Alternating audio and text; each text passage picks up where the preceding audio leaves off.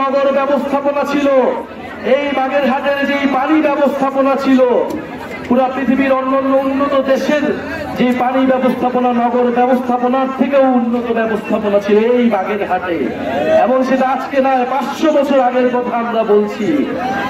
আপনারা জানেন খান জাহান আলীর কথা, তিনি ছিলেন ইসলাম প্রচারক, সমাজ সংস্কারক, তিনি ছিলেন অন্যতম নগর পরিকল্পনাবিদ।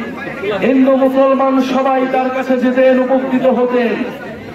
জনকল্যাণ এবং উন্নয়ন, ধর্ম এবং মানবতা, প্রাণ প্রকৃতি এবং মানুষ, ইতিহাস এবং স্থাপনা সবকিছুর মিশ্রণ হয়েছে এই বাগেরহাটে।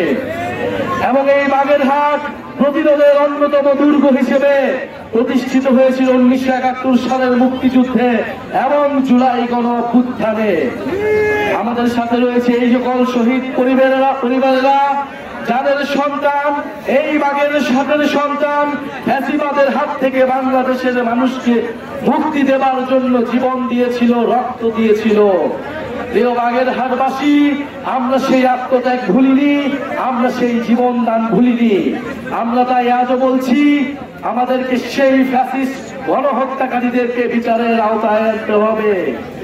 বিচার, সংস্কার এবং নতুন সংবিধানের মাধ্যমে আমাদেরকে সামনের দিকে এগোতে হবে।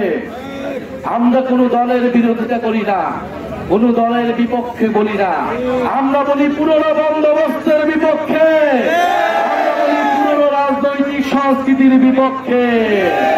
প্রিয় বন্ধুগণ, যারা পুরনো বন্দোবস্তকে টিকিয়ে রাখছে, পুরনো চাঁদাবাজির সংস্কৃতি, মাফিয়ার রাজনীতিকে টিকিয়ে রাখছে, আপনাদেরকে সবাইকে তার বিরুদ্ধে আবারও দাঁড় হতে হবে, আবারও কথা বলতে হবে, আবারও রাজপথে নামতে হবে।